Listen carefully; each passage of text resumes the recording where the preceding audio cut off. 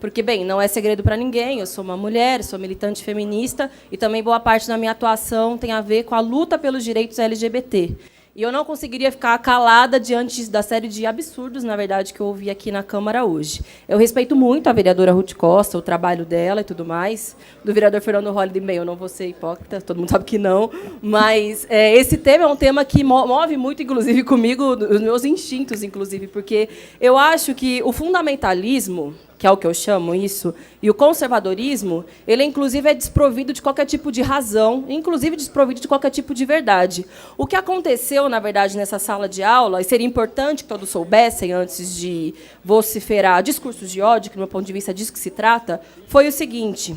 um menino de 4, 5 anos, ele vai para a escola com as unhas pintadas, ele vai com roupas que são atribuídas ao gênero feminino, inclusive ele vai com o cabelo preso, como as mulheres comumente costumam usar, como eu estou usando hoje. E, em função disso, ele sofria muito preconceito por parte de seus alunos. Alguns chamam de bullying, eu chamo de LGBTfobia, que é a terminologia correta para dizer quando você tem algum tipo de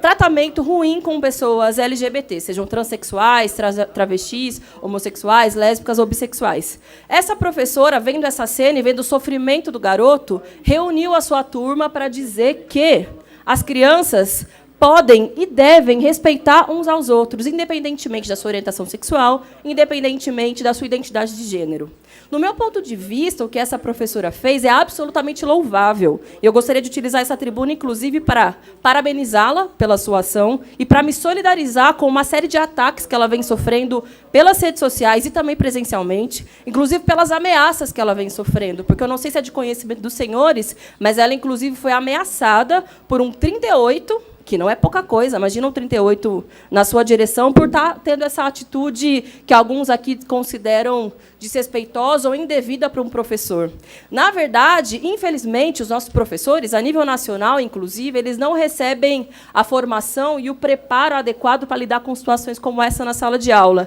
E essa professora, sabe-se lá por qual motivo, tinha, felizmente, a capacidade e a condição de lidar com uma situação conflituosa entre os seus alunos. E não ser uma contribuidora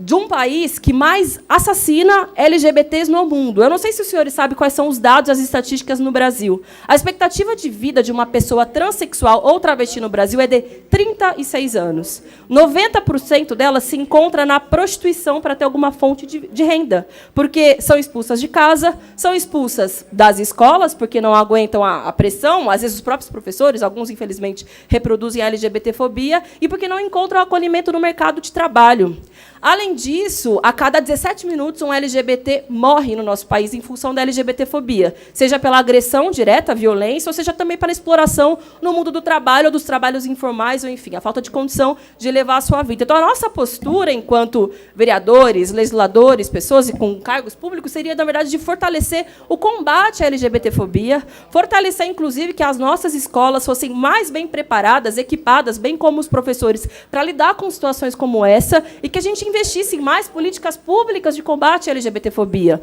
No meu ponto de vista, essa postura de criminalização da professora, ela coaduna, na verdade, com esse discurso de ódio que, infelizmente, a gente está ouvindo muito no nosso país nos últimos dias. Que, inclusive, tem um sujeito que é presidenciável, que eu vejo aqui, independente das diferentes bancadas, a maioria dos vereadores é contrária a esse sujeito, que é o senhor Jair Bolsonaro, vai à televisão dizer que gay não presta, que negras e negros não prestam, que as mulheres devem ser estupradas mesmo, etc. Discursos como esse, em determinado aspecto, se assimilam a esse tipo de discurso, porque é um discurso que não aceita as diferenças, inclusive criminaliza uma professora que muitas vezes individualmente soube lidar com uma situação de violência, que é a situação que essa criança vinha sofrendo na sala de aula, e ela muito sabiamente, felizmente, soube agir com dignidade sobre essa situação. Por isso que eu gostaria de pedir para que todos nós tivéssemos um pouco mais de solidariedade e de noção, inclusive, do que é a vida de uma professora dentro da sala de aula. É você ter que lidar com uma série de adversidades, inclusive com crianças que reproduzem o preconceito, com crianças que são crianças já LGBT que demonstram sim e não tem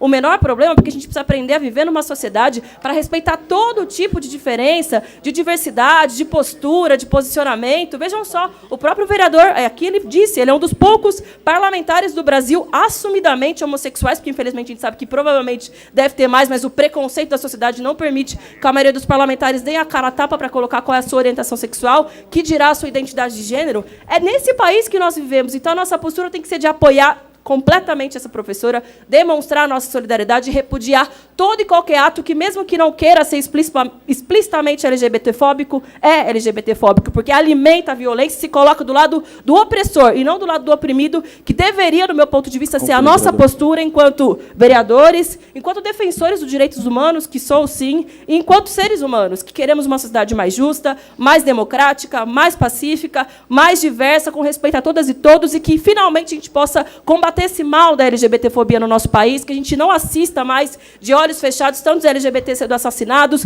expulsos de casa e uma situação de miséria e de violência para tanta gente. Chega desse discurso LGBTfóbico, chega desse conservadorismo. A gente precisa que as nossas escolas e as nossas crianças possam viver em liberdade, sem nenhum tipo de preconceito e com muita tolerância e amor, que é o que elas merecem. Obrigada, presidente.